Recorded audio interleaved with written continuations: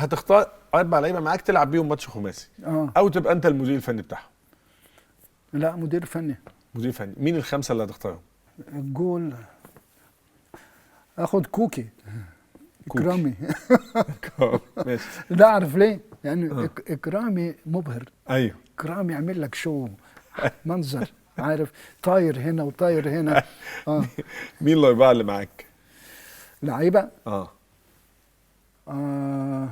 هاني رمزي. هاني رمزي. يعني حد حلو أكيد. قوي يعني. بس الخماسي ما ينفعش فيه احمد فتحي. بركات. سيد معوض.